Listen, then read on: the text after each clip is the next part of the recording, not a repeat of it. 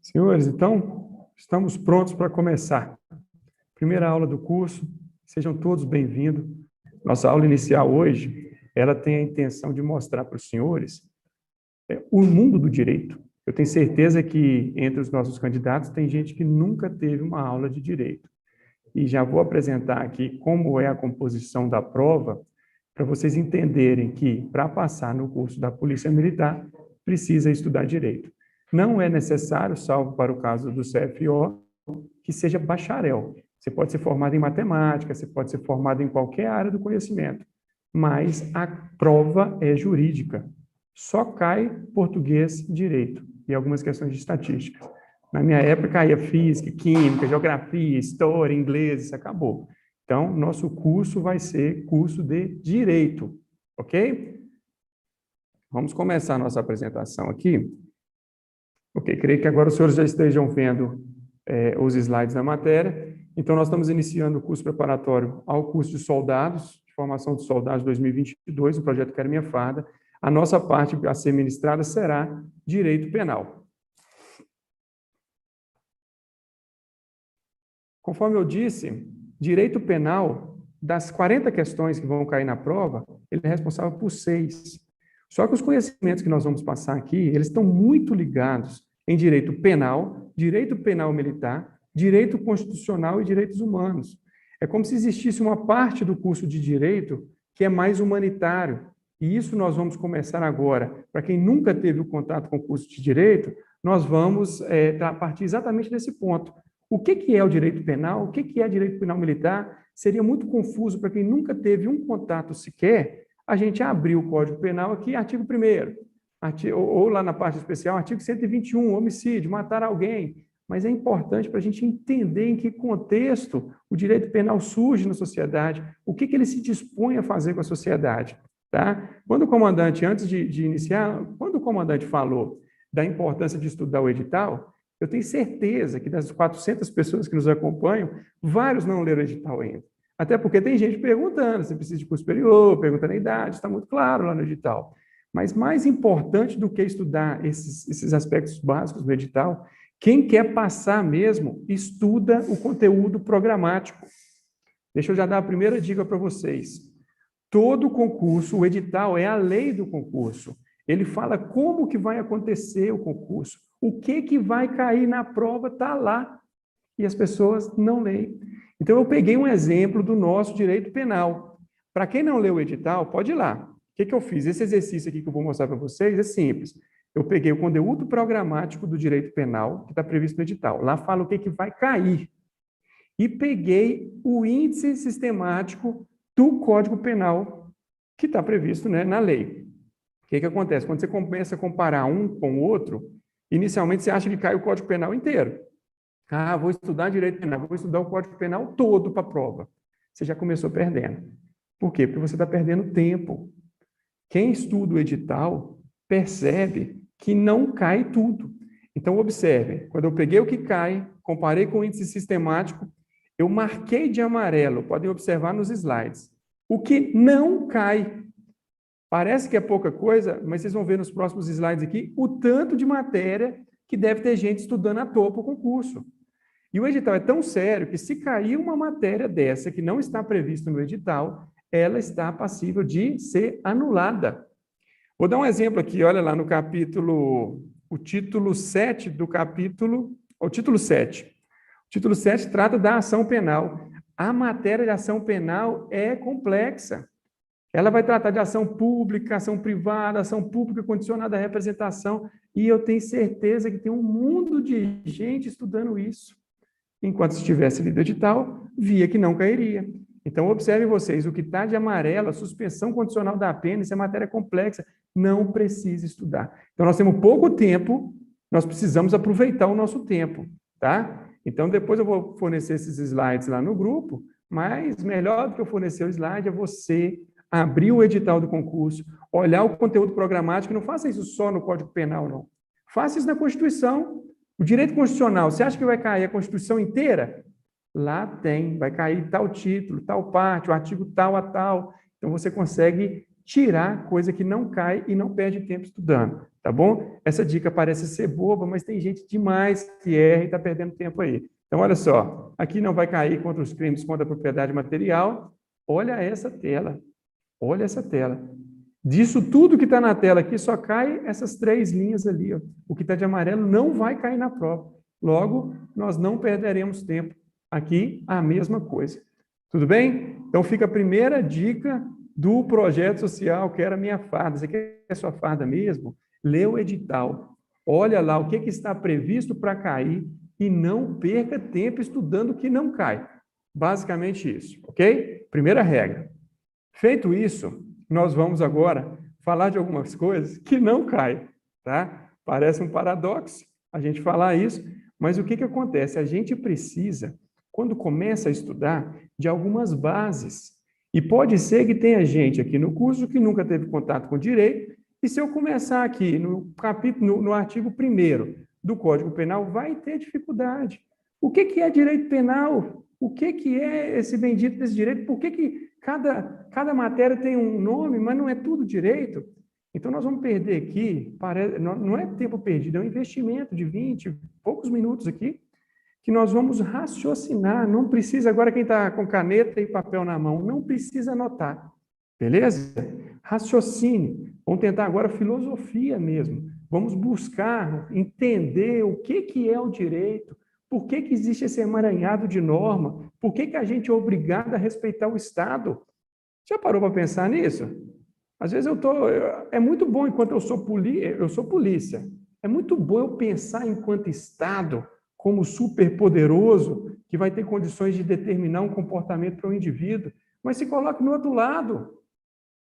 Você é uma pessoa de bem, pagador de imposto, aí você vai no domingo, você prepara para ir para a igreja, coloca o seu terno mais bonito, e de repente para 3, 4 viaturas policiais na sua frente, você nunca fez nada, você não é criminoso, e determina que você desça do carro, todo mundo com um fuzil na mão, desce do carro, aquela gritaria, aquela confusão, deita no chão, você vai sujar seu terno. Você pode desobedecer? Você não pode. É o Estado que está mandando, mas eu não fiz nada. Isso não é tão óbvio assim, gente. Tem que ter alguma razão para as pessoas serem submetidas à coerção estatal. E aí nós vamos perder uns minutos pensando nisso. Tá? Quando a gente pensa o que é o Estado, qual que é a finalidade do Estado, como que surgiu isso? Quando a gente pensa como que surgiu o Estado, existem diversas respostas. Uma das mais importantes, para quem gosta de teoria geral do Estado, introdução ao estudo de direito, própria filosofia, sociologia, uma das respostas mais importantes, ela trata da teoria do contrato social. Esses filósofos são chamados de contratualistas. E os contratualistas, eu até listei ali, coloquei a data só para quem tiver curiosidade, isso não é tão importante, mas eu coloquei ali os mais importantes teóricos contratualistas. Eles passaram a discutir por que existe o Estado e para que existe o Estado. E essa teoria mais forte, ela surge no seguinte sentido: as pessoas viviam antes do Estado no estado de natureza. Antes do surgimento do aparato estatal, as pessoas viviam bem primitivo, no estado de natureza. E aí esses 3 filósofos, eles concordam que em determinado momento, as pessoas, é claro que eu estou falando de sentido figurado, tá, gente? As pessoas se reuniram em grupo e falaram assim, ó, eu abro mão do meu poder, eu abro mão da minha liberdade total de fazer o que eu bem entendo, e dou o meu poder para o Estado regular as relações entre as pessoas.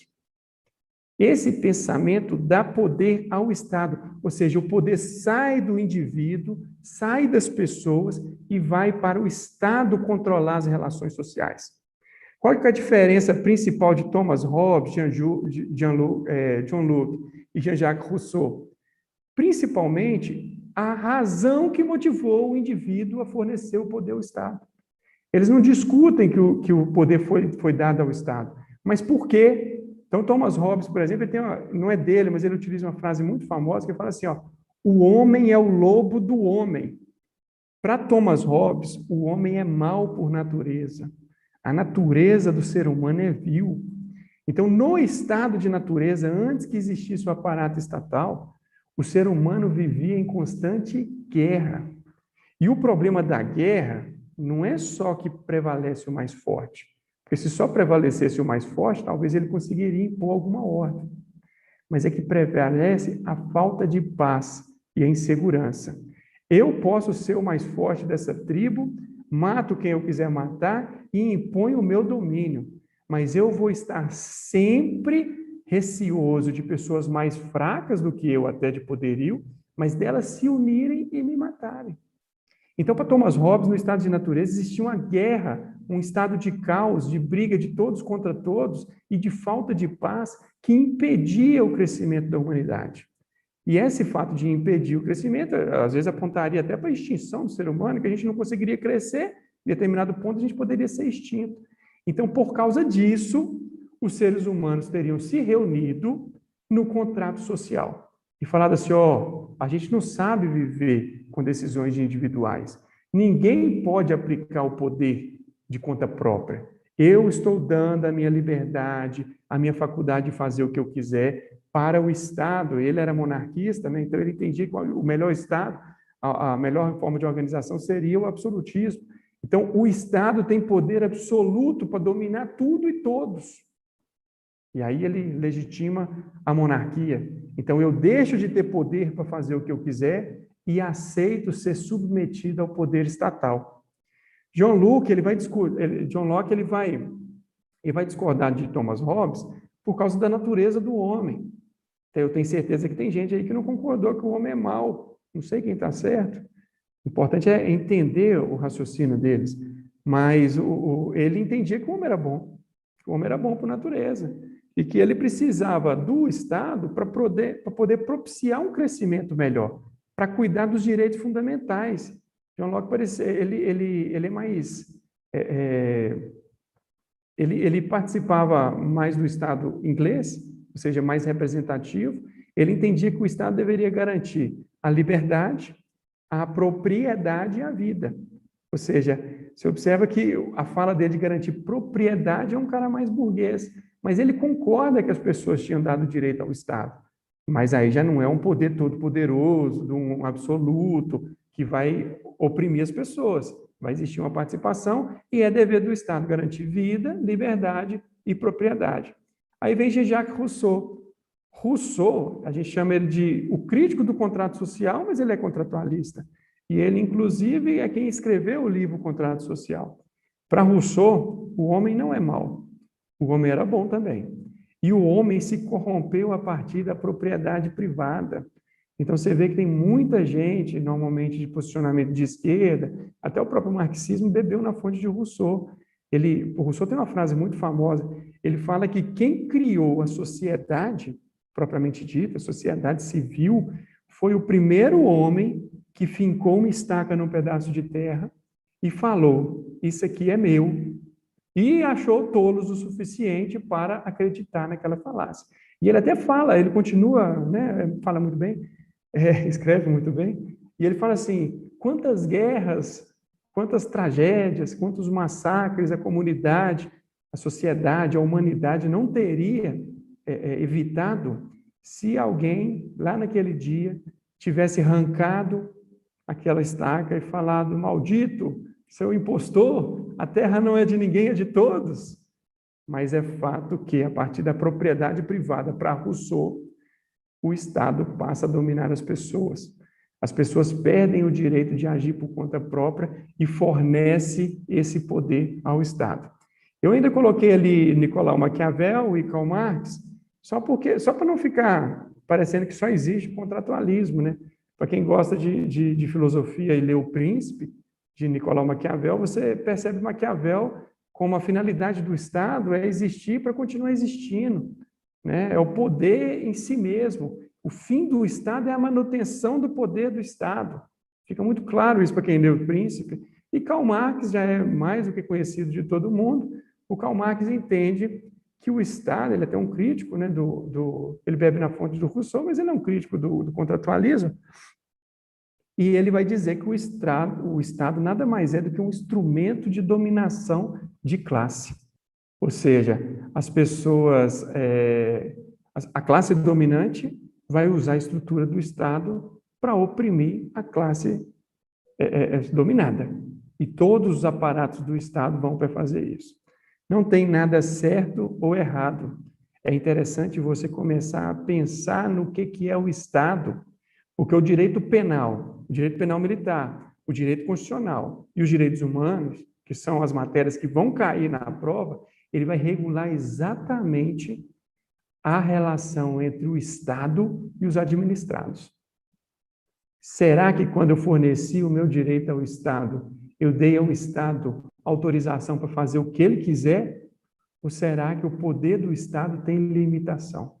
Conseguiram compreender a importância de você entender o surgimento da sociedade? Então, agora a gente começa a entender o que é Estado e o que é direito. E o que é direito?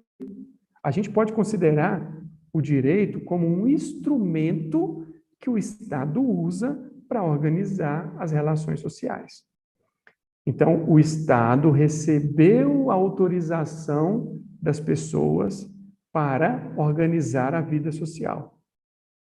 E aí, o Estado utiliza o direito para organizar a relação dessas pessoas. Ok? Então, é para isso que serve o direito. E o direito, quando a gente fala do direito, parece que é um ordenamento só. O direito ele é considerado uno, ele é um sistema único. Não é um bloco único de normas. O direito é extremamente complexo. Pode até ser que quando começa a administração do Estado, quando começa o direito, começa a surgir leis, começam a surgir costumes que têm a intenção de organizar a vida social, pode até ser que essas normas elas fossem mais simples. Elas tenderiam a regular exatamente o direito penal, que são os bens mais caros às pessoas, é a vida, a liberdade, a propriedade. Mas a comunidade, a sociedade vai se tornando cada vez mais complexa e o direito precisa ser ramificado. Então, quando você forma na faculdade, você é um advogado, mas você faz o quê? Qualquer coisa. Você faz direito administrativo, direito penal, direito civil, você mexe com família, você mexe com trabalho. Mas não, o cara vai escolher um ramo do direito e vai se especializar. Normalmente, você não vai ver advogado penalista, que é quem trabalha com direito penal, pegando causa trabalhista. Por quê? Porque os ramos do direito eles foram divididos para organizar em assuntos. Então, o que era uma forma do Estado organizar a sociedade agora está dividido por assuntos. Então, nós temos direito do trabalho, nós temos direito civil, nós temos direito penal, tudo bem? Existe alguma hierarquia entre esses ramos de direito que vocês vão estudar? Se eu tivesse em sala, eu receberia algumas respostas sim, ou melhor, não. E existe sim, tá? A gente fala que o direito constitucional, ele tem uma prevalência sobre os demais ramos do direito. Porque vocês vão entender, o tenente Douglas vai passar o direito constitucional para vocês. Mas o direito constitucional é o que cria o Estado. Quando você faz uma Constituição, você cria o Estado e coloca nela ali normas básicas que todo mundo que vier depois dela tem que respeitar. Tá? Nós vamos falar um pouco mais para frente. Então, vamos lá. Existem alguns ramos do direito, então. E a gente divide basicamente em direito público e direito privado. O direito público, ele regula exatamente as relações entre o Estado e as pessoas. Então, vocês vão observar que não cai direito privado no concurso nosso. O que seria o direito privado? Ele regula a relação entre os particulares. Então, o direito do trabalho, ele regula lá o dono da empresa com o funcionário dele. O Estado não é parte. O direito civil, tem dois vizinhos discutindo o local onde deveria ser afixada uma cerca, né? Colocada uma cerca. Então, as duas partes são particulares, o Estado só administra. Agora, o direito público, não. No direito público, o Estado é parte. O Estado é a parte que domina o administrado. E se eu tiver condições de um Estado que não seja vigiado, a história já mostrou tragédias. Então, se eu tenho o Estado de um lado, uma pessoa, indivíduo, fraca do outro, se eu não tiver regras de relação nesse direito público, a tendência é que o Estado massacre o indivíduo. Inclusive, parem, né? Às vezes a gente compra uns discursos prontos.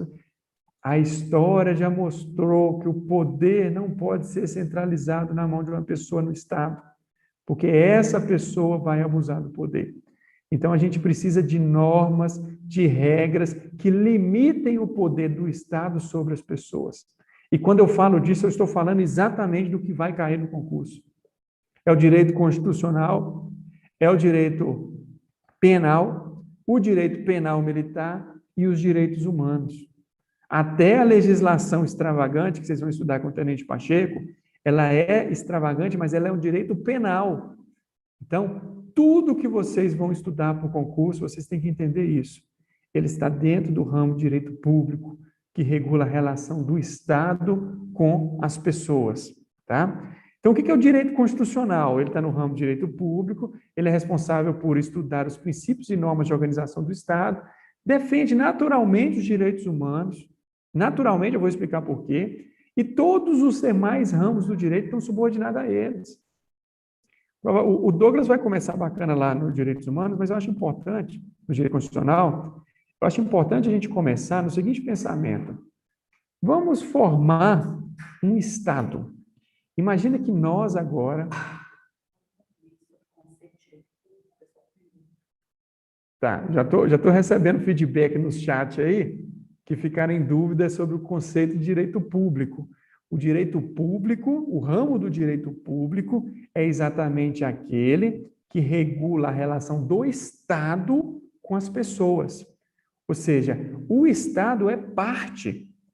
Por exemplo, quando eu estou falando de direito penal, o Estado tem o poder de punir, porque ele age como se a sociedade fosse vítima, entendeu? Porque quando você faz uma transgressão penal, você comete um crime, a vítima não é só a vítima propriamente dita do crime, é toda a comunidade que teve o direito violado. Então, o Estado ele é parte, ele é acusador e ele pune. Então, ele está se relacionando direto com o indivíduo.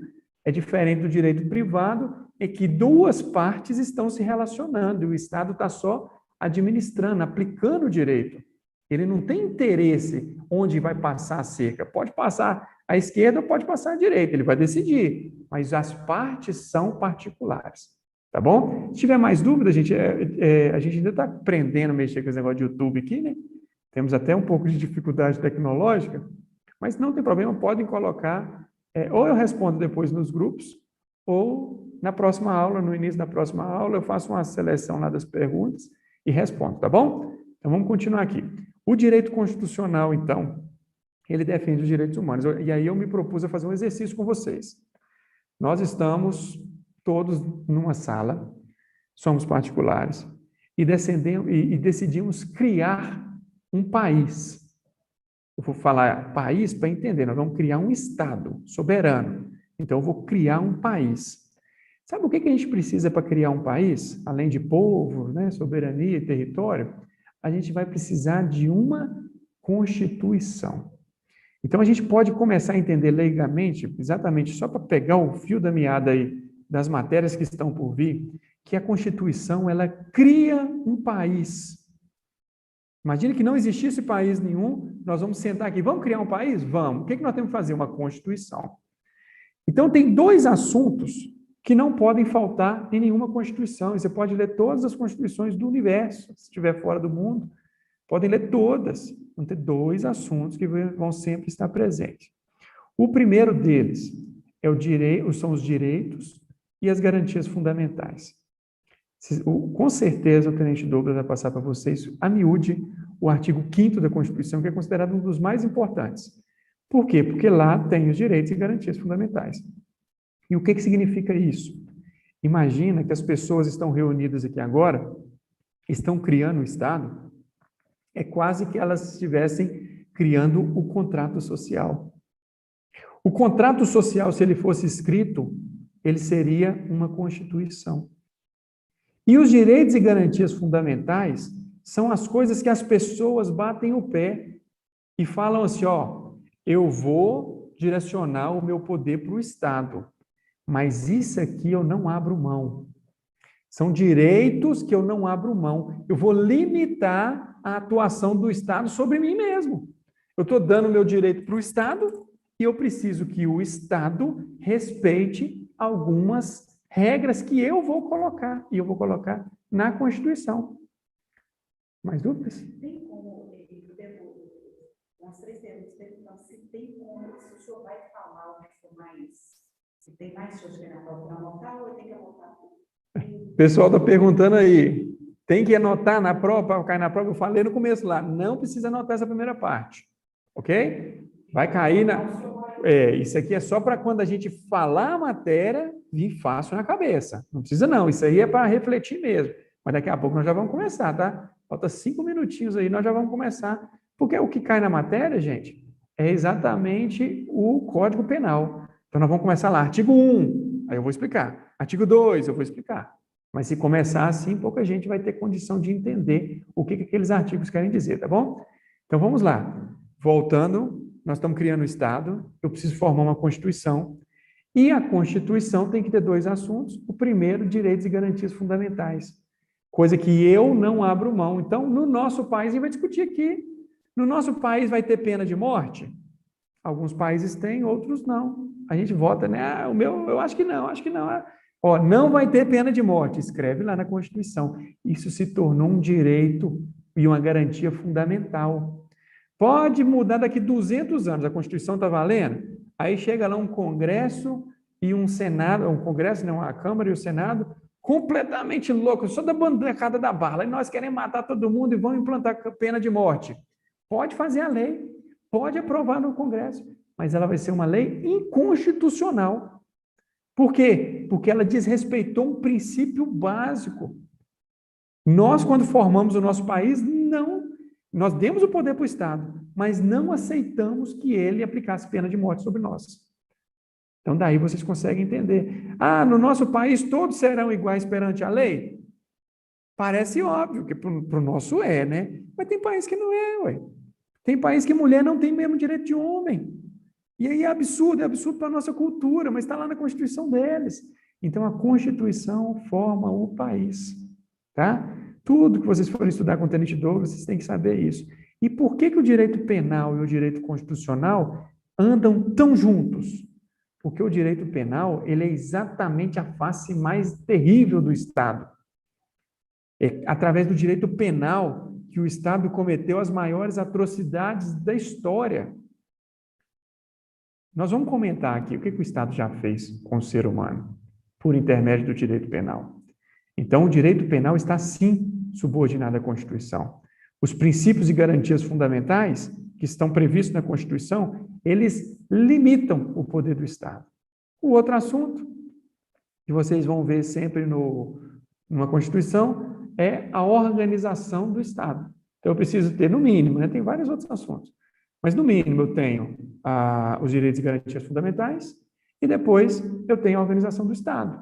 O nosso Estado vai ser uma monarquia, vai ser uma república, ele vai ser uma federação, vai ser uma confederação, vai ser separação dos poderes? Como que vai funcionar o nosso Estado? Quem que vai julgar? Quem que vai administrar? Aí você vai ver lá na Constituição, tem essa partezinha.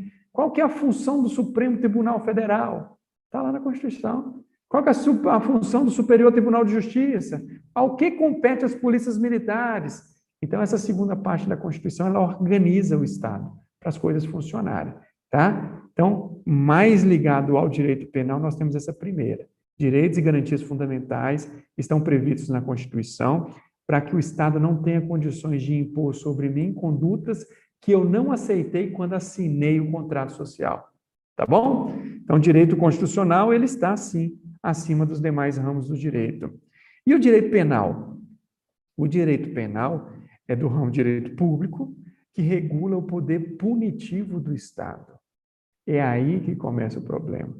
É o direito penal que exterioriza a coercitividade do Estado.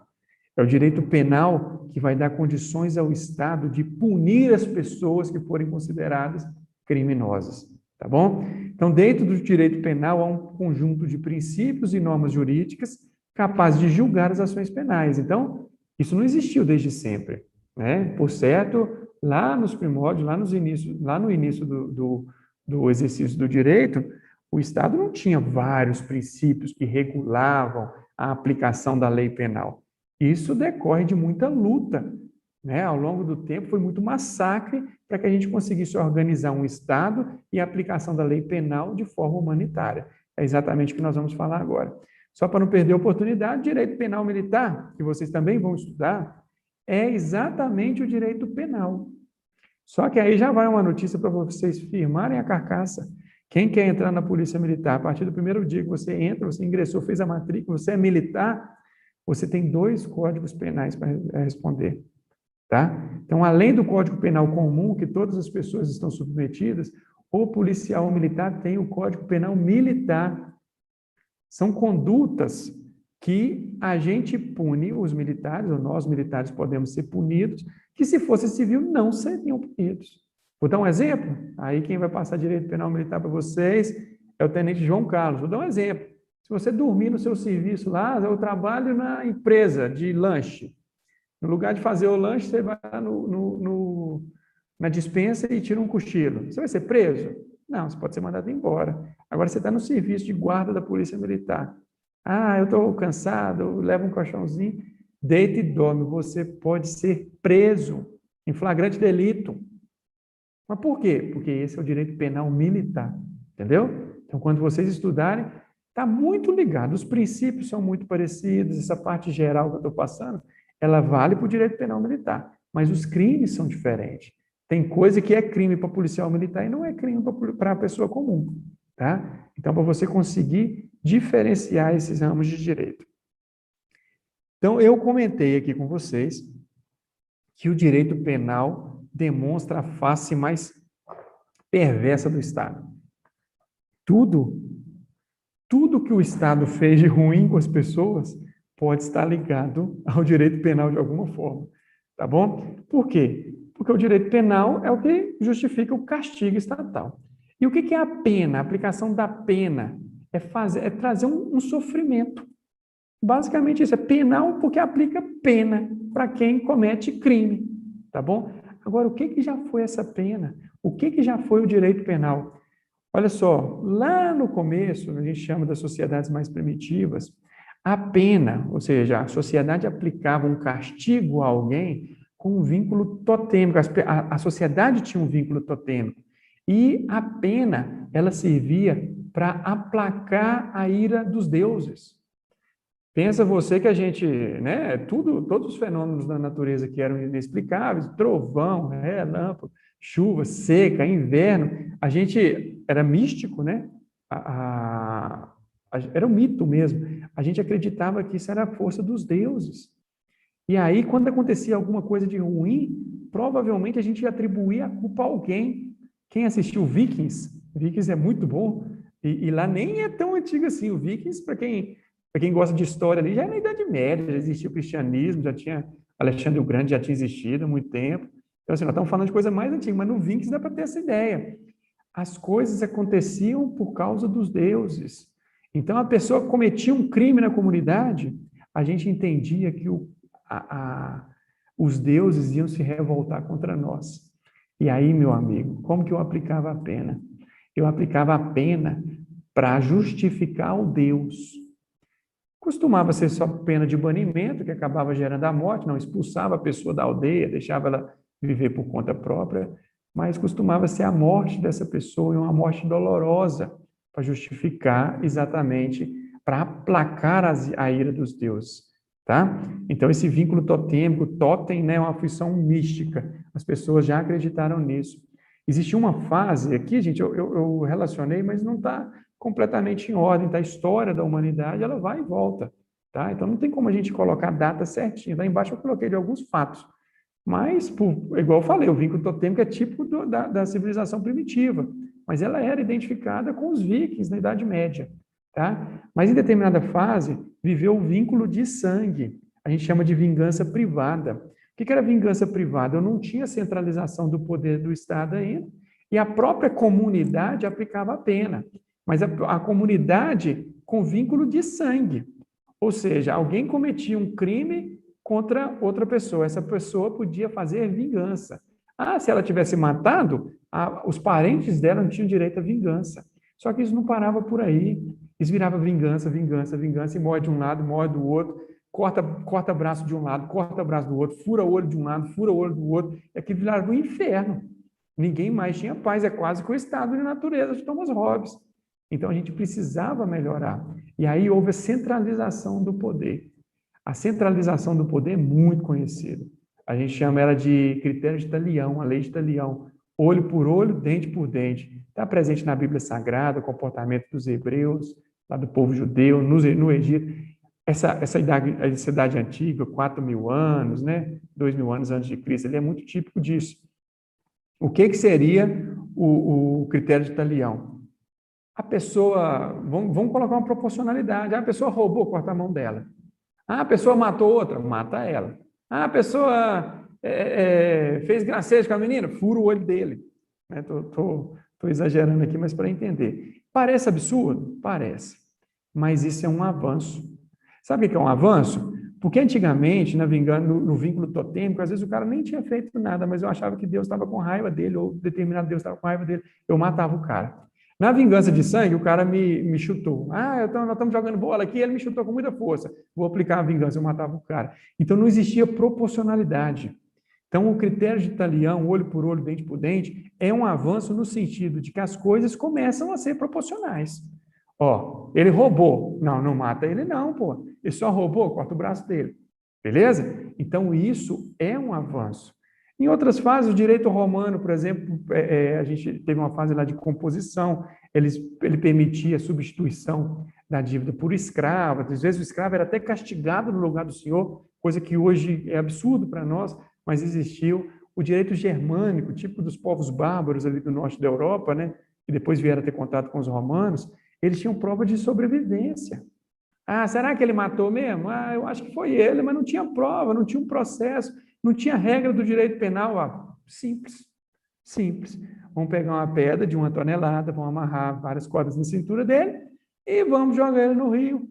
É fato que se ele sobreviver, né, se ele boiar, Deus está salvando ele, Deus que sabe de todas as coisas, ou um determinado Deus, tá, gente? Não estou criticando o Deus nosso, não, pode ser qualquer Deus. Vai salvar o cara, não vai deixar o cara morrer à toa, se não foi ele que matou. Então o julgamento era assim. Não, você não mexeu com a mulher do próximo, não, então pega essa pedra aqui, fervendo. Se você conseguir segurar ela, é porque você é inocente, porque Deus vai te ajudar. Vamos queimar você. Se você for inocente, você vai sobreviver e vai pairar no fogo sem nada acontecer com você. Esses julgamentos nunca erraram. Todos eram condenados. Todos, né? Assim, o julgamento era 100% certo. Todos foram sacrificados e mortos, a pena devidamente aplicada, sem erro judicial nenhum. Estou sendo irônico, mas é triste. Nós temos o próprio direito canônico, que é típico da Santa Inquisição. Aí nós já estamos falando, gente, de século XVI, século XV, século XIV. Já está muito perto de nós para a gente acreditar que Joana d'Arc foi queimada. Mais ou menos nesse, você é bruxa, vou queimar você, vou espedaçar você, vou empalar você. Então, os direitos as penas eram terríveis. E como que era a aplicação das penas? O mais cruel possível. Às vezes eu colocava uma pessoa amarrada a cada parte de um cavalo selvagem e soltava no pasto. Essa pessoa seria desmembrada. Empalava a pessoa, sabe o que é empalar uma pessoa? Enfia um tronco no ânus da pessoa e levanta e pendura ela, coloca ela para cima, ela vai descendo no próprio tronco até morrer. A própria crucificação, Cristo foi crucificado. E a cruz, naquela época, ela não tinha um aspecto religioso. Não tinha. Ela tomou um aspecto religioso depois que Cristo morreu nela. Era uma forma dos romanos matarem as pessoas. Tá? Vou dar um exemplo a quem quer entrar na Polícia Militar. Joaquim, o Tiradentes, que é nosso patrono, foi recente agora aqui em Ouro Preto, 1700 e pouco. A gente ainda era colônia de Portugal e ele falou, a gente podia parar de pagar imposto para Portugal e criar e criar um país. Descobriu, e olha como que é o direito penal. Existiu um processo. A corte processou Tiradentes, ela inclusive aplicou penas diversas a outros participantes da Inconfidência Mineira, mas decidiu por matá-lo. Matar tudo bem, que mata até hoje. Tem vários países extremamente civilizados que matam até hoje. Mas qual que foi a pena dele? Vamos enforcar, vamos cortar em pedaços e vamos pegar cada pedacinho e pendurar pelos postes de Vila Rica, de forma que as pessoas que andem pela via vejam os pedaços de Tiradentes e não tentem mais contra o Estado de Portugal, pelo amor de Deus. Nós estamos falando disso, é recente. Aí você imagina você passeando com seu filho, olha lá, pai, a cabeça do Tiradentes, olha lá, um pedaço da perna dele. Isso é o Estado, meu amigo. Isso era o direito penal que fazia. Quando a gente pega esse histórico, a gente começa a discordar de quem fala que o Estado tem poder todas as coisas, que bandido bom, bandido morto, que não tem direito a nada. Calma aí, as coisas não são assim, não. A história mostra muita coisa para nós, tá? Aí, em 1764, o Marquês de Beccaria, ele solta um livro fantástico, que é dos delitos e das penas. Ele começa exatamente a questionar essas penas cruéis. Para que existe a pena? Para que existe o direito penal? É para sacrificar as pessoas? Aí eu já estou no iluminismo, né? O século XVIII, o iluminismo ele joga luz sobre o comportamento medieval. As pessoas passam a ter um novo entendimento do que é ser humano. Agora, as pessoas têm direitos só porque nasceram humanos. Será que realmente eu preciso despedaçar uma pessoa e pendurar em praça pública? Será que é justo eu empalar uma pessoa? Eu posso até matar. Então, aí, por exemplo, eu até coloquei ali a criação da guilhotina. Na França revolucionária, então vem a Revolução Francesa, 1789, e aí a França toma o poder, ela é extremamente influenciada pelo iluminismo, que passa a dar um valor maior para as pessoas, para o ser humano atinge um valor antes que não era visto. A gente já começa a falar de igualdade, mataram até reis, né? A gente já não aceita aquele Estado estratificado, nobreza, clero e servos, cada um tinha um direito diferente, agora a gente quer direito igual para todo mundo. Isso é um avanço fantástico da Revolução Francesa. Mas a Revolução Francesa matou mais de 20 mil pessoas com a guilhotina. Mas o que é guilhotina? A guilhotina é terrível? Não! A guilhotina, fala assim, parece que não é nada ruim, né? Mas, assim, em relação ao que acontecia, a guilhotina foi uma forma, eu acho que é Giuseppe Guilhotina o nome dele, por isso chama guilhotina. Ele imaginou uma forma de se matar as pessoas sem sentir dor. Olha que interessante, é uma evolução clara. Hoje você pode achar um absurdo a guilhotina, mas naquela época que as pessoas eram despedaçadas, o mínimo que acontecia naquela época era enforcamento. Aí pendurar a pessoa enforcada lá, ela vai se debater igual um animal até morrer. Então eles pensaram na guilhotina, que era uma forma rápida de se matar. E o Estado matou muito naquela época, matou muito, matou o próprio rei, salvo engano, Luís XVI, que instituiu a guilhotina, ele morreu por ela. Mataram mais de 20 mil pessoas na guilhotina. Mas era um avanço do direito penal. Nós vamos matar essas pessoas sem implicar a elas um sofrimento muito grande. Tudo bem? E aí a gente vai evoluindo ao ponto de hoje termos as penas privativas de liberdade. Antigamente, gente, quando eu precisava aplicar um sofrimento corporal às pessoas, eu deixava elas presas até decidir o que fazer com elas. Então, por exemplo, vão cortar a mão dele, então ele ficava preso para ele não fugir. Depois eu cortava a mão dele, que eu aplicava a pena, e soltava ele. Então, essa prisão, ela tinha um caráter provisório para a aplicação da pena corporal. E aí a gente evolui ao ponto de considerar a própria prisão, ou seja, a restrição da liberdade, como a pena principal. Então, já não pico as pessoas, já não mato as pessoas, mantenho elas presas. E é legal a gente pensar, assim, que o positivismo, ele considera isso, né? O mundo vai sempre evoluindo, e quem dera isso fosse verdade. Então, a gente acredita que se continuar evoluindo, daqui a pouco as pessoas vão olhar para nós e falar assim, rapaz, você é doido. Lá no século XXI, eles deixavam as pessoas enjauladas iguais animais, dava 3 refeições para eles e eles viviam 20 homens numa cela de 3x3. E talvez, né, daqui 2 séculos, eles estejam com uma aula mais virtual do que essa, holograma talvez, criticando a gente. Então, a gente não está nem criticando, a gente está estudando. Tá? Então, o nosso modelo é esse. Pode ser que evolua, pode ser que involua, também pode. Infelizmente, a história é assim. Quando começa o século XIX, logo depois do Iluminismo, o século das luzes, agora nada para, vem 2 guerras mundiais e joga a gente para baixo de novo. Então, assim, nada é certo na história. Tudo bem? O que é certo na história? Na história é certo, né? Nada é certo para o futuro. E o que a gente tira disso tudo? Agora acabou, tá? Agora, daqui a próxima slide, já pode começar a anotar. O que a gente tira disso tudo? A importância do direito penal. O que é o direito penal? Não é só eu falar que matou, prisão de 12 a 20 anos, homicídio qualificado até 30 anos, não é isso. O direito penal é uma ferramenta do Estado. E o direito penal, ele deveria, a gente chama de direito penal mínimo, é um princípio, ele deveria cuidar só dos bens mais importantes para o Estado, para as pessoas. Então, o que o direito penal tem que proteger? Não, alguém matou uma pessoa, o direito penal vai lá e responsabiliza ela. Alguém sequestrou, estuprou, nós vamos lá e responsabilizamos ele.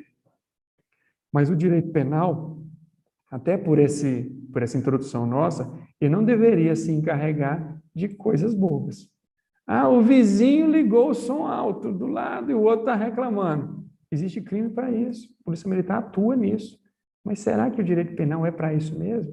Será que um outro ramo do direito, civil, por exemplo, não poderia fazer aquele vizinho que ligou o som alto pagar uma indenização? Será que eu realmente tenho que ir lá, conduzir esse cara para a delegacia, fazer a prisão dele? Então, vocês vão vendo a evolução do direito penal, a Lei 9.099, que certamente vocês vão estudar com o aspirante com o Tenente Pacheco, você vai ver que a gente tende a diminuir a participação do direito penal na vida da comunidade e manter o direito penal só para as coisas mais importantes, tá? E sempre subordinado à Constituição. Por quê? Porque a Constituição garante a todas as gerações, por exemplo, a gente está falando da Constituição de 88, todas as gerações depois dela, depois de nós, têm garantido aqueles direitos e garantias fundamentais. Pode vir o presidente que for, pode vir o presidente do Senado e da Câmara, pode colocar a lei mais absurda do mundo, mas, em tese, nós estamos protegidos pela Constituição. Tudo bem? Então, é isso que vocês têm que entender. O direito penal, ele revela a face mais obscura do Estado no relacionamento com seus súditos ou com seus administrados. Tudo bem? Então, tá bom. Já estamos começando. Essa tela aqui ainda não precisa anotar, porque não está no edital, e até porque ela vai se repetir logo adiante. O que são princípios? Princípios são uma ordenação que serve de parâmetro interpretativo. Ou seja, o princípio, ele pode estar escrito, que a gente chama de implícito, que a gente chama de expresso, ou ele pode estar implícito, se entende, se acostuma, o implícito ele paira no ar. Então, quais são os princípios do direito penal? O princípio é como se estivesse acima da lei, tá? Ele vai criar uns parâmetros de aplicação do direito. E alguns princípios do direito penal estão previstos também na Constituição Federal. E é por isso que não é só por isso, mas a importância da introdução que nós fizemos é essa. A Constituição Federal, deixa eu só dar uma olhada no nosso tempo aqui. Não vamos estender demais hoje não, vocês já estão cansados. Mas a Constituição Federal, ela garante alguns princípios que a gente não abre mão quando criou a sociedade. E esses princípios são penais, estão expressos, estão escritos lá. Então, vou falar aqui, mas vocês vão estudar com o Douglas também. O princípio da legalidade vai estar lá no artigo 5º, 39 da Constituição, inciso 39 da Constituição. Lá vai falar assim, não há crime sem lei anterior que o defina, nem pena sem prévia cominação legal. Esse dispositivo também vai estar no Código Penal Militar, no Código Penal. Nós vamos ver, eu acho que até no artigo 1º do Código. Mas ele é tão importante que está na Constituição. Eu vou falar da importância dele no próximo slide. Princípio da irretroatividade da lei penal. Lá fala assim: a lei penal não retroagirá, salvo para beneficiar o réu. Está escrito lá no artigo 2º, eu também vou explicar lá. Princípio da responsabilidade pessoal. A pena não passará da pessoa do condenado. Ou seja, lembra que eu falei lá no direito romano, que tinha composição, que às vezes o próprio escravo era penalizado no lugar do seu senhor? Isso já não existe mais, isso é um princípio constitucional. Se alguém vier e fazer uma lei no Brasil que o meu filho pode ser castigado por algo que eu fiz, ela vai ser inconstitucional, porque está lá escrito no artigo 45, tá? Princípio da individualização da pena, está escrito lá, a lei disporá sobre a individualização da pena, que consistirá, e ela fala quais são as penas admitidas. Não tem pena de morte, salvo em caso de guerra, e aí está escrito lá, princípio da humanidade das penas, vem logo na sequência ali, ou seja, não se aceitam no Brasil penas cruéis, de banimento, de tortura. Princípio da presunção de inocência, parece bobeira. Ninguém será culpado até o trânsito definitivo, trânsito da sentença penal condenatória definitiva, sei lá.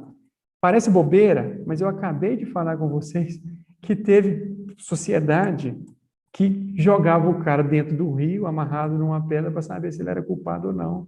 A nossa sociedade, criada por nós, por intermédio dessa Constituição, ela garantiu que as pessoas são consideradas inocentes até que a gente tenha prova de que elas participaram do crime, de que elas cometeram o crime.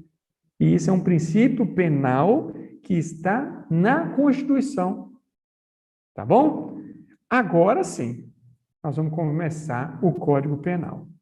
E o Código Penal, ele cai quase todo, só não cai todo porque o próprio edital tirou algumas partes que são aquelas que lá nos slides iniciais eu marquei de amarelo, tá bom? Então, eu estou até ainda resolvendo. Hoje eu já preparei mais ou menos essa aula aqui com esses slides. Mas se bobear, é melhor a gente projetar o Código Penal. Tá? Eu vou pensar para a próxima aula, talvez eu projete o Código Penal e aí a gente vai comentar artigo por artigo. Talvez seja uma metodologia boa para quem quer fazer concurso. E aí vai uma dica. Agora que vocês já têm essa noção do que é o direito, do que é a sociedade e do que é o direito penal, vem uma informação muito importante sobre o concurso. Quando você vai fazer um concurso, você tem que observar a banca. Se eu vou fazer um concurso da Polícia Rodoviária Federal, você já sabe que quem aplica aquele concurso é a CESP, o NB. Como que ela cobra os materiais? Como que ela cobra a disciplina? Aquela certa, errada, errou, perde uma.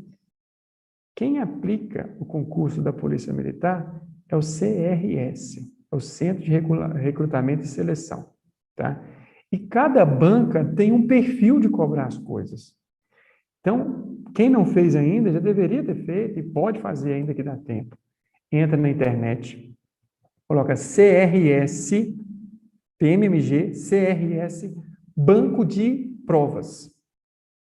O CRS não tem nada para esconder de ninguém. Ele coloca todas as provas anteriores lá. E aí você olha as provas anteriores. Quem participou do nosso simulado de sábado já teve esse primeiro contato.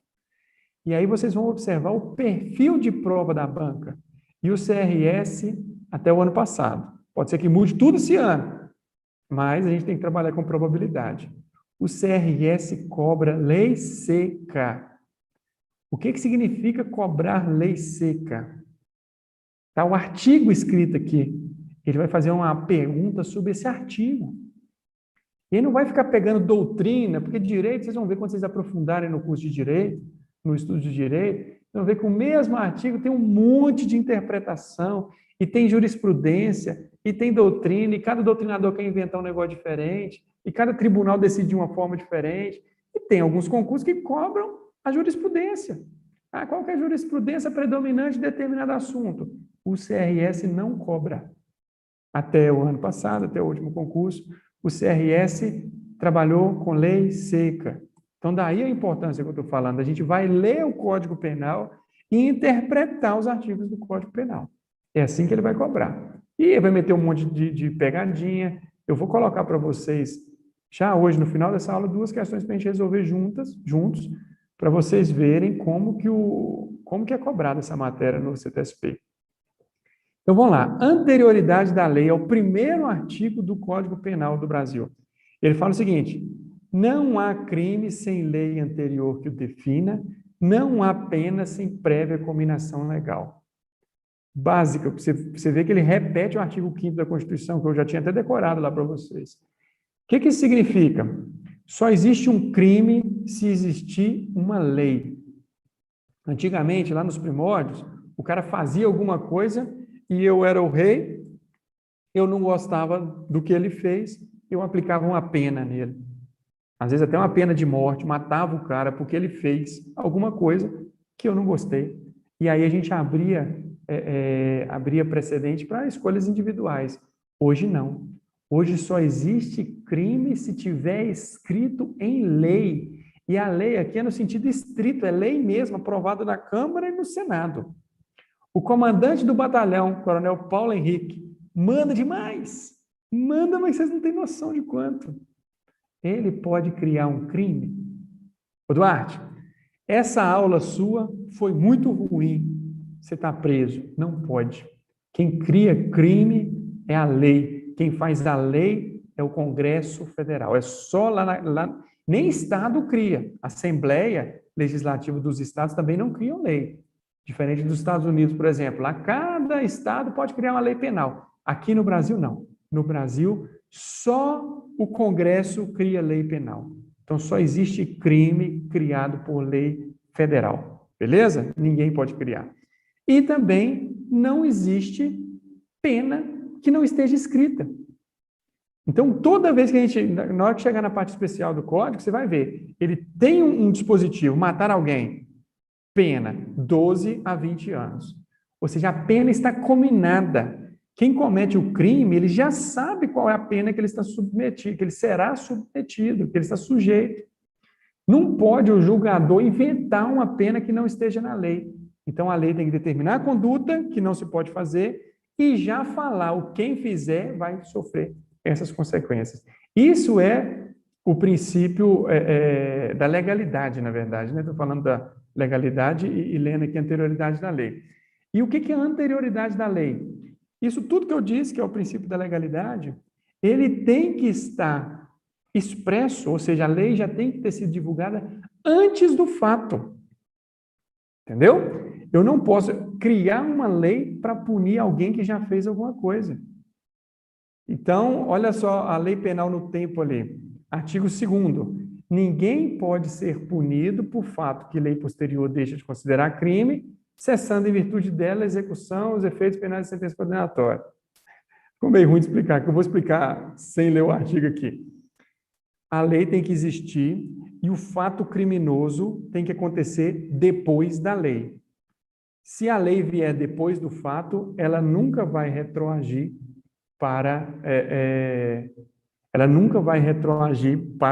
prejudicar o réu, tá? Então ninguém vai ser punido por lei que venha depois do que cometeu. Simples assim.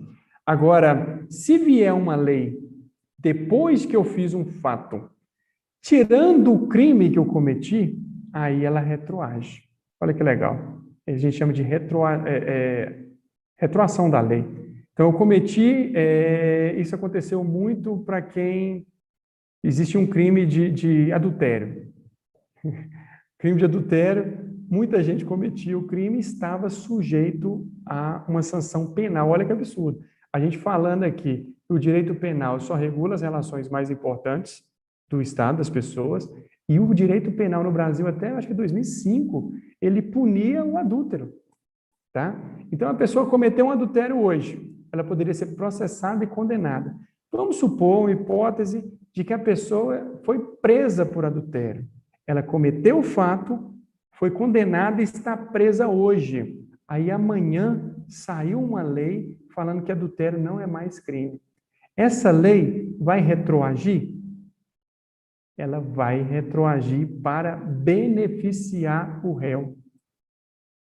É diferente, vou pegar o mesmo exemplo. A pessoa está traindo, está cometendo adultério e não existe lei. Hoje não é crime. Então, a pessoa cometeu um adultério hoje. Amanhã sai uma lei falando que adultério é crime. Essa lei vai poder punir aquela pessoa que cometeu adultério ontem? Não. Então, quando a gente fala a irretroabilidade da lei penal, é para prejudicar. Toda vez que surgiu uma lei penal benéfica ao autor, ela vai ser aplicada a ele, tá bom? Então, ninguém pode ser punido por fato que lei posterior deixa de considerar crime, cessando em virtude dela a execução e os efeitos penais da sentença condenatória, ou seja, o cara pode estar condenado, já está transitado em julgado, ele está cumprindo pena. Se sai uma lei mais nova, que aquilo não é crime, ou que beneficia ele, reduz a pena, qualquer benefício penal para essa pessoa, ela vai retroagir e vai salvar essa pessoa, vai melhorar a vida dessa pessoa. Tá bom? Isso que está no parágrafo único, olha lá. A lei posterior, que de qualquer modo favoreceu o agente, aplica-se aos fatos anteriores, ainda que decididos por sentença condenatória transitada em julgado. Então, já copia o seguinte: não há crime sem lei, essa lei tem que existir antes do fato.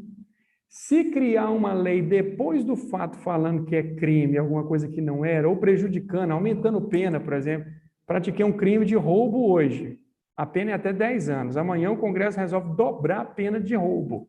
E aí o roubo passa a ter pena de 20 anos. Ela não pode retroagir a minha conduta. Vai valer dali para frente. Então eu vou continuar respondendo pela lei antiga.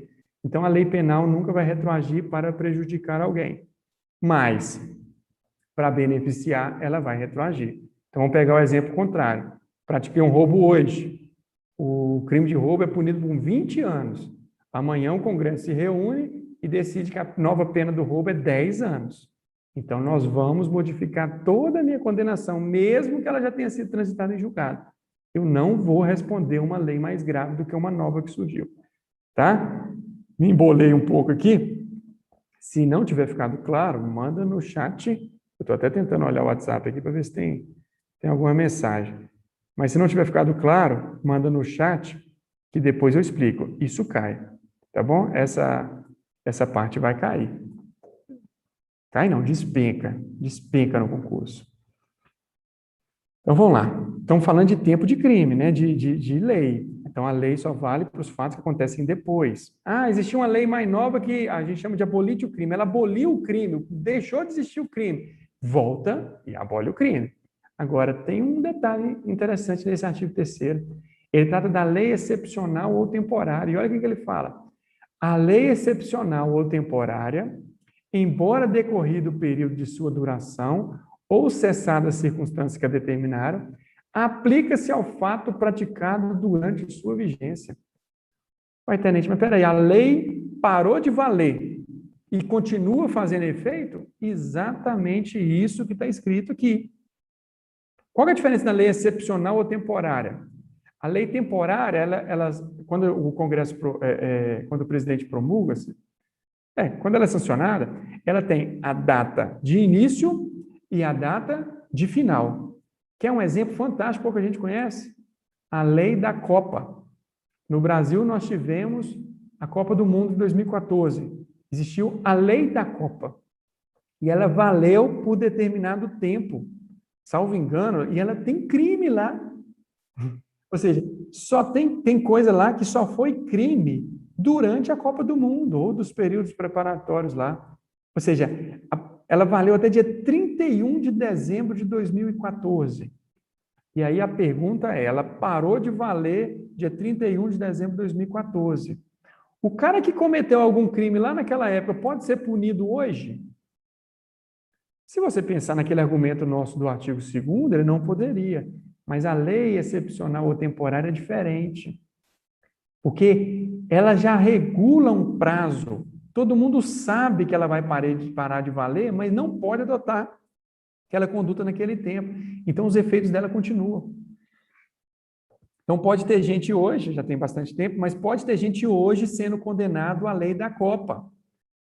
Se ele praticar a conduta hoje, não é crime. Mas ele praticou, foi naquela época? Foi. Ela era uma lei temporária, os efeitos dela vão valer. Porque ela foi muito específica nesse sentido. E a lei excepcional é a mesma coisa. Qual que é a diferença da excepcional para a temporária? A temporária, a gente já tem o início dela, a data de início e a data de fim. Na excepcional, é alguma circunstância que motiva a lei, uma calamidade pública. Um exemplo bom agora, pandemia. Pode ser que a gente faça uma lei penal lá. Político que desviar recurso público durante a vigência do estado de pandemia vai ter a pena dobrada. Aí acabou a pandemia, a gente descobre um monte de político que desviou recurso público. Ele pode responder pela pena dobrada? Pode, porque a lei era excepcional e temporária. Ela continua valendo mesmo depois do encerramento dela. É diferente da abolitio crimes, da lei que se tornou inválida, ou de uma lei que voltou para beneficiar o réu. Tá? Espero ter sido claro, costuma cair. Tá? Todos esses assuntos aqui do artigo 1 ao 3 caem em prova. Então, você tem que ter bastante certeza. Não entendeu? Volta lá, leia a doutrina, né? Não fica só com a aula também, não. Entenda esse assunto. E aí nós vamos entrar num outro assunto que cai demais, é o artigo 4º. É o tempo do crime. O que é o tempo do crime, tenente? Tempo do crime é o momento que eu vou considerar praticado o fato. Olha o que o artigo fala.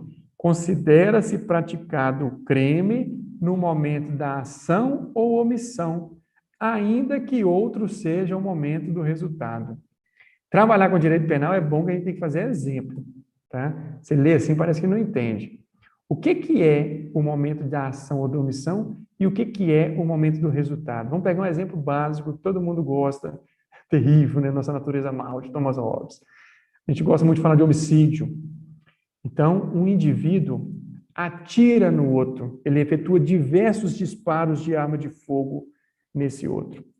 Esse é o momento da ação, que ele pratica a conduta. Pode ser que o indivíduo morra naquele mesmo momento, e aí o momento do resultado vai ser aquele mesmo. Mas pode ser que esse indivíduo seja socorrido ao hospital, e chegue ao hospital com vida, e seja entubado e tratado e morra uma semana depois. Quando que eu vou considerar praticado o crime? No momento que o cara morreu ou no momento que o cara atirou? O autor atirou, momento da ação. Ou no momento que o cara morreu? Vamos complicar um pouco mais esse exemplo? Vamos supor que um menor de idade, 17 anos, vai completar 18 semana que vem. Ele atira num algoz e acerta 5 tiros nessa pessoa. Essa pessoa não morre na hora, é socorrida, mesma coisa. Vai para o hospital e morre 1 mês depois. Se eu considerar que o tempo do crime é o momento da ação ou da omissão, ou seja, o momento que o menor atirou, ele é menor de idade. Se eu considerar que o tempo do crime é o momento que a vítima morreu, o resultado, ele já é maior e vai responder como maior de idade, aí vai responder como crime mesmo. O que o artigo deixa muito claro para nós? Vale o momento da ação ou da omissão. Não existe momento do resultado no direito penal brasileiro. Então, a gente vai sempre considerar o momento que o ato foi praticado. Nesse caso, o menor, ele vai ser julgado, né, pelo Estatuto da Criança e do Adolescente, como menor de idade, ou vai ser no Código Penal? Como o Estatuto da Criança e do Adolescente. Porque quando ele praticou o fato, o ato, a ação, ele era menor de idade, mesmo que a vítima tenha morrido. Então, olha lá, considera-se praticado o crime no momento da ação ou omissão, ainda que outro seja o momento do resultado. Ou seja, pode ser, o resultado pode acontecer em outro momento, mas eu vou considerar o momento do crime, da ação, da omissão. Tá? Eu pulei o artigo 5º aqui, que eu vou voltar nele no próximo slide, porque é muito ligado, quando eu falo tempo do crime, ao lugar do crime. Porque agora vai dar uma complicada. Vai. O tempo do crime existe o momento da ação ou do resultado. Já ficou muito claro que nós consideramos só o momento da ação ou da omissão. Não interessa o tempo do resultado. Agora, o lugar do crime é diferente. Olha que bem dito. Considera-se praticado o crime no lugar em que ocorreu a ação ou omissão. no todo ou em parte. Bem como significa também. Bem como onde se produziu ou deveria reproduzir o resultado, mas agora complicou tudo. Então, o momento do crime é só o momento da ação, mas o lugar do crime pode ser onde aconteceu a ação ou onde aconteceu o resultado. Vamos dar um exemplo? Vou dar um exemplo mais bobo, mas só para entender melhor. Atiro no cara, eu não, né? Qualquer pessoa atira, um marginal atira na outra pessoa em Guanhães. E essa pessoa é socorrida para governador Valadares. E morre em governador Valadares. Onde é o local do crime? Olha que exemplo bobo, né? É Guanhães ou é Valadares? O tempo do crime é onde aconteceu o fato. Mas e o local? O que a lei está me falando aqui é que o local pode ser um ou outro. Vale tanto onde aconteceu o fato ou quanto onde ocorreu o resultado. A doutrina ela classifica isso em 3 possibilidades. A teoria da atividade, pode anotar aí. Teoria da atividade seria se a gente aceitasse somente o local em que ocorreu o fato, igual a gente faz no tempo do crime. A teoria, agora já me fugiu o nome aqui. A teoria da atividade, a teoria do resultado, que eu vou considerar o local onde aconteceu o resultado. E ela chama a terceira, que é exatamente a nossa, de teoria mista, ou alguns doutrinadores chamam de ubiquidade. A teoria mista, ela considera ou um ou outro. E aí a gente vai, mas por que bendito considera um ou outro? Está muito ligado ao direito penal internacional. Vou dar um exemplo aqui que está em todas as doutrinas. Um cara lá na Argentina coloca uma carta bomba no envelope e manda para o Brasil. Quando a carta chega no Brasil, o destinatário abre, ela explode e essa pessoa morre. O cara cometeu o crime lá na Argentina. O resultado se deu no Brasil. Imagina vocês que a Argentina adotasse o lugar do crime como resultado. Não seria crime lá. E o Brasil adotasse o local do crime como da ação, da atividade, teoria da atividade.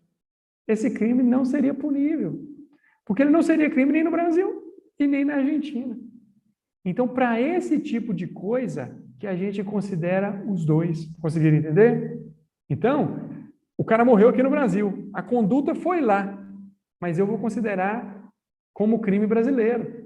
Ah, o autor é argentino, vai ser punido lá. Outra história. Aí vai ser tratado de tradição, esses negócios lá. Às vezes até um brasileiro que está lá. Mas eu vou considerar crime. Então, a teoria da ubiquidade, ou teoria mista, ela cerca essas possibilidades do direito internacional, tá? Então, não pode confundir. O tempo do crime é a teoria da atividade, não interessa o resultado. E o local do crime, lembra sempre dessa carta-bomba, ela pode ser onde cometeu o fato ou onde o resultado se consumou. Tudo bem? Já estamos finalizando não, mas aproximando do final. Eu acho que vocês aguentam uns 40 minutos ainda. A aplicação da lei penal, a gente continua. Você vê que eu até pulei lá, né? O artigo 6º eu já falei, mas agora eu volto no 5º, que fala da territorialidade. Então, o 5º e o 7º, ele fala territorialidade ou extraterritorialidade. O que significa isso? Ele vai falar onde que a lei penal se aplica no Brasil. Então, olha lá, aplica-se a lei brasileira sem prejuízo de convenções, tratados e regras de direito internacional ao crime cometido no território nacional. Então, é simples assim. Aconteceu no Brasil, aplica a lei penal brasileira. Agora, nós vamos ter alguns artigos lá, e são longos, eu gostaria que depois cada um, não deixe para amanhã, na hora que eu finalizar essa aula aqui, você vai abrir esse artigo 5º do Código Penal, só coloca lá, Código Penal no Google, artigo 5º, você vai ler os incisos. Ele vai trazer algumas circunstâncias de extensão do território brasileiro. Vocês já ouviram falar que embaixada, por exemplo, é uma extensão do território? Ou seja, a embaixada americana no Brasil é como se fosse território norte-americano, é mais ou menos isso. eu tenho lá as condições que eu considero território brasileiro. Então, eu tenho um navio oficial brasileiro. O que acontecer dentro daquele navio público, navio da União, ele vai ser crime brasileiro, independente de onde ele estiver. Eu tenho um avião oficial, mesma coisa. Eu tenho um navio privado, ou seja, mercantil. Eu tenho uma tripulação que trabalha, faz transporte de mercadoria, ela é brasileira, e ela está em águas internacionais, que não é terra de ninguém. Ela está em águas internacionais e aí um tripulante mata o outro. Eu vou considerar aquele navio como extensão do território brasileiro e vou aplicar a lei brasileira. Entendeu?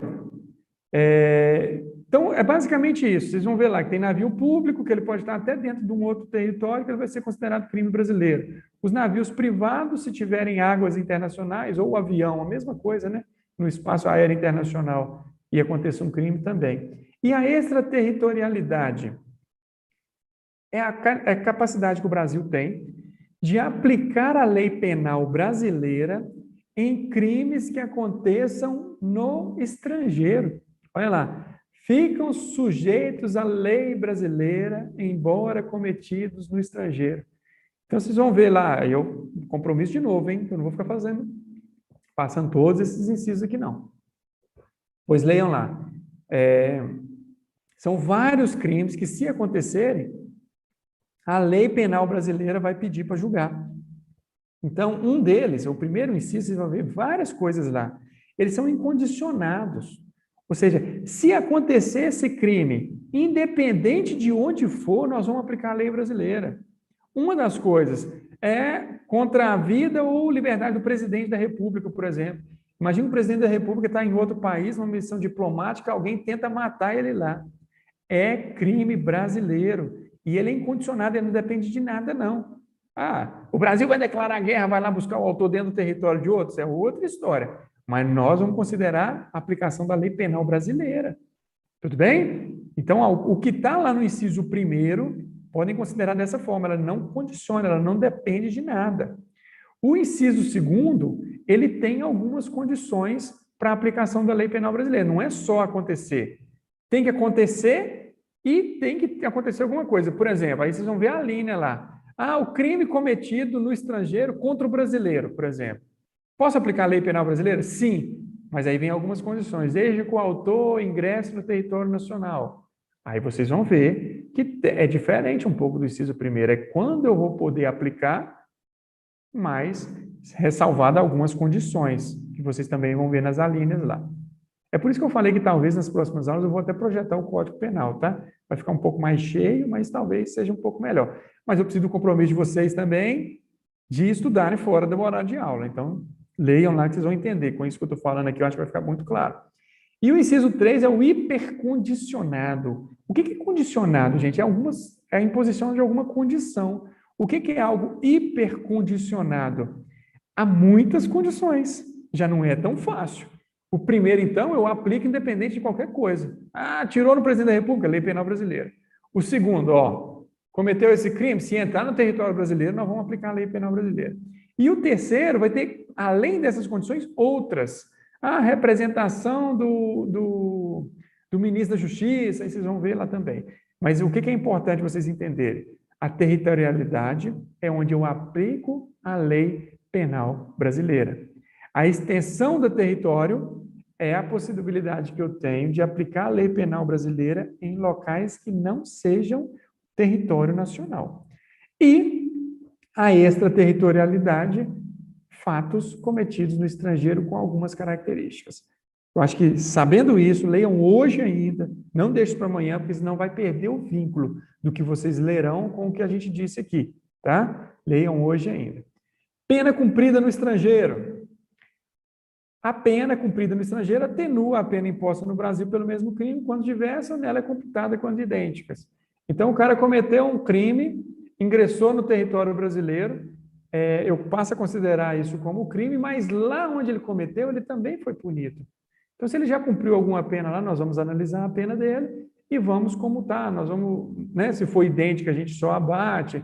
Se for um pouco diferente, a gente vai fazer as contas e ele vai terminar de cumprir a pena aqui, mas nós não deixamos de considerar o que ele cumpriu fora do país, tá?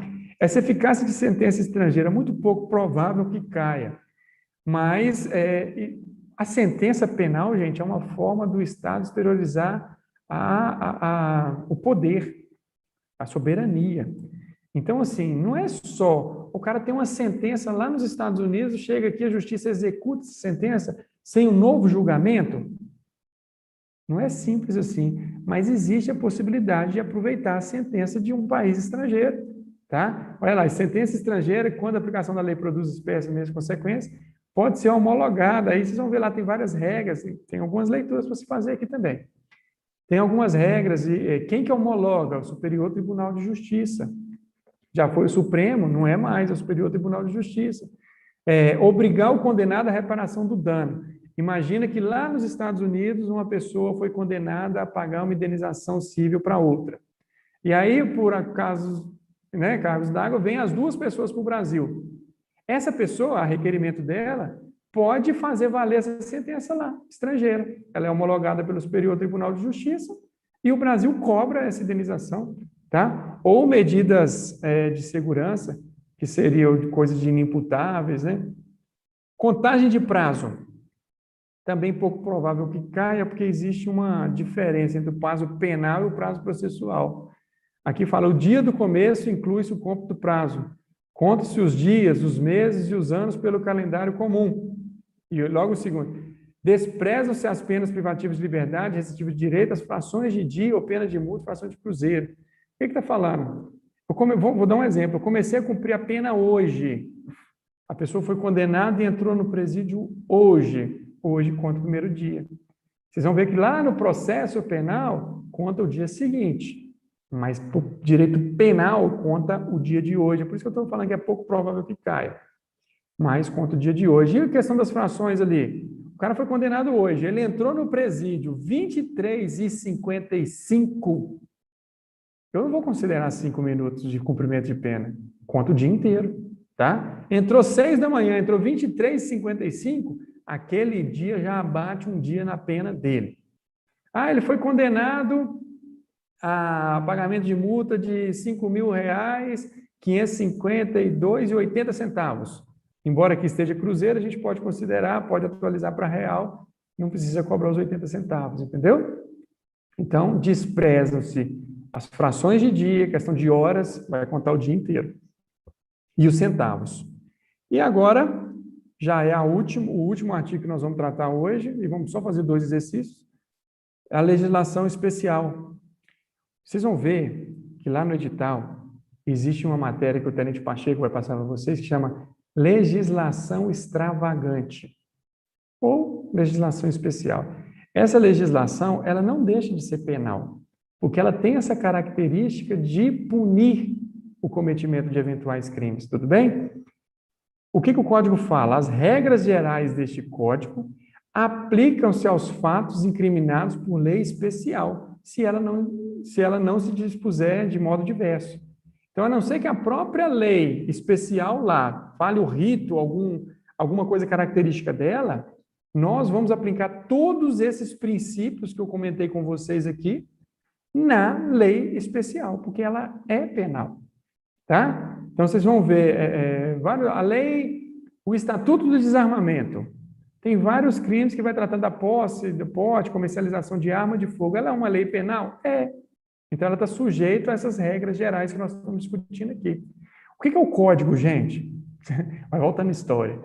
Tipo da Revolução Francesa também. Você imagina que antigamente todo mundo podia matar todo mundo, aplicar pena, o cara não conhecia a lei. Então, a gente teve até um movimento chamado dos enciclopedistas, que eles tentavam reunir os conhecimentos, né, para fornecer conhecimento à população.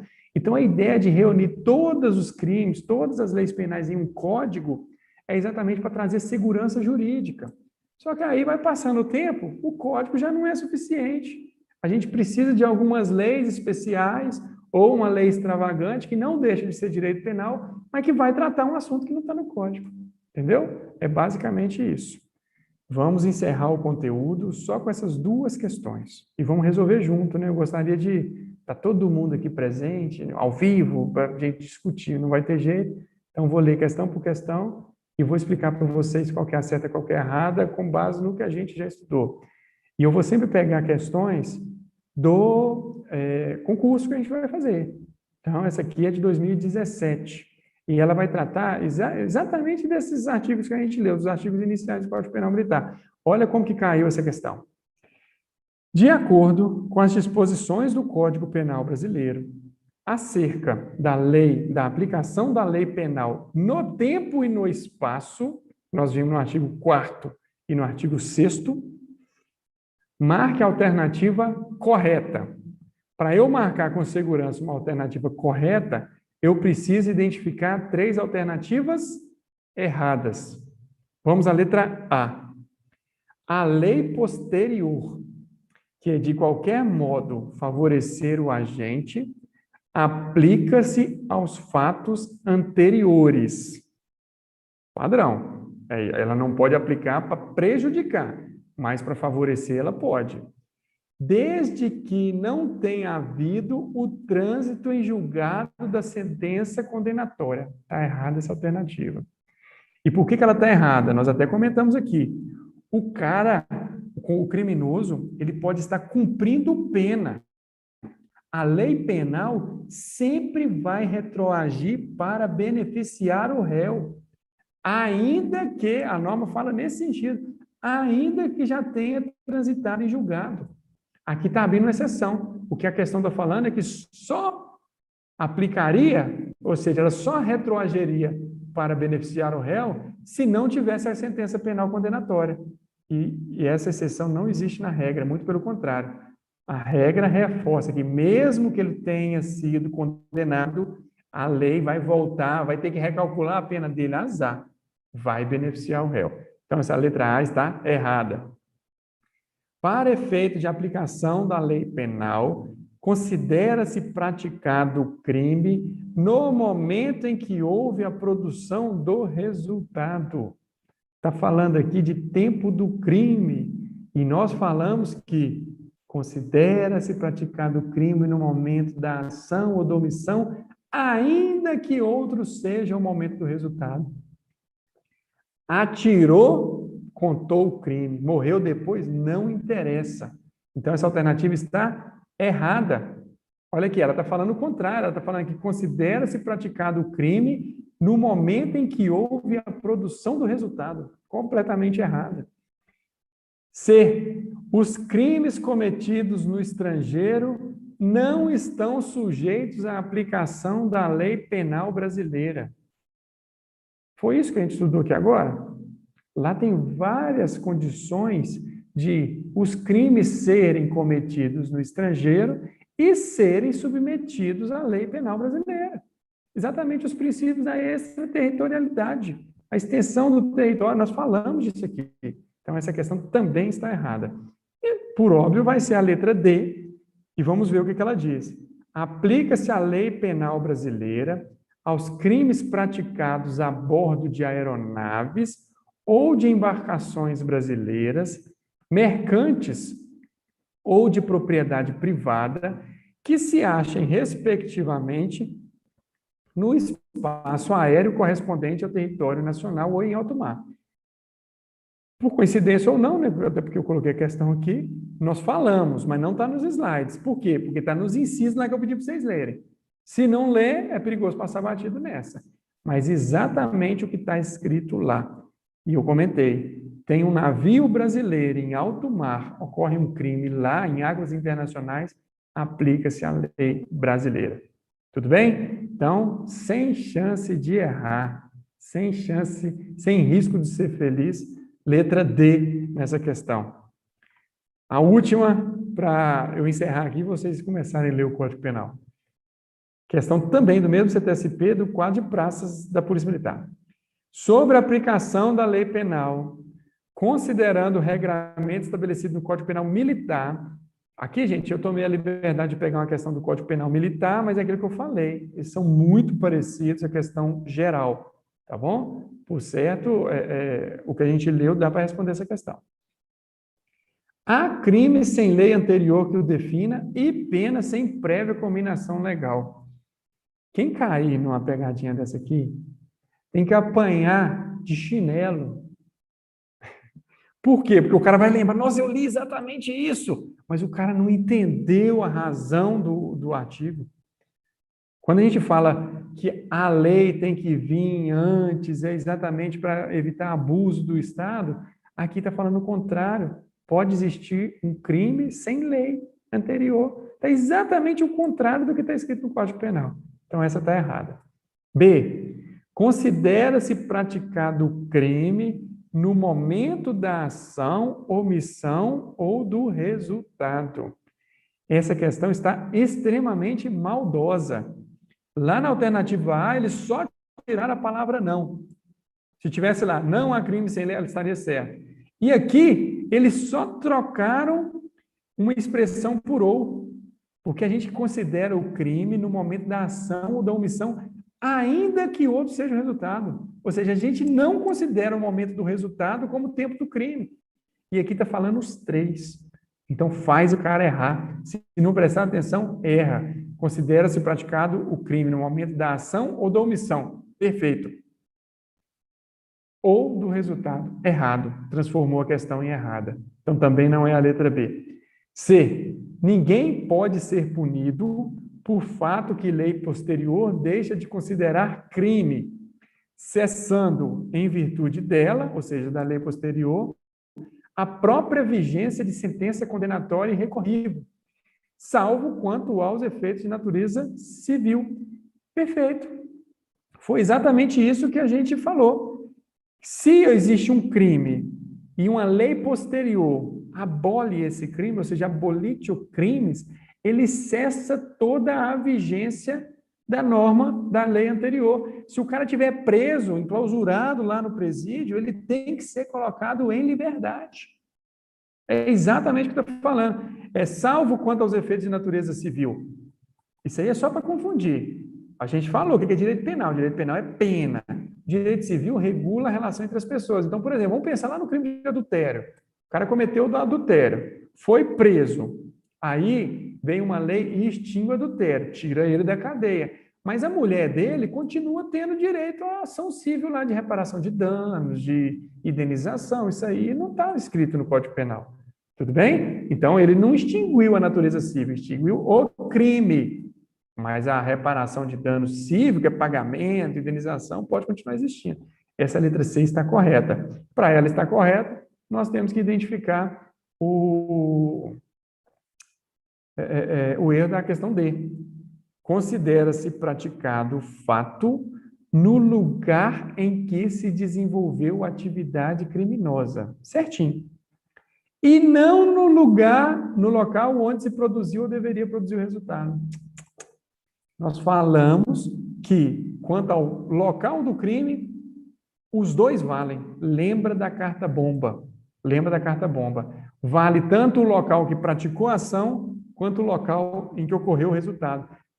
A letra D está falando o contrário. A letra D está falando que não interessa onde realizou o resultado. Beleza?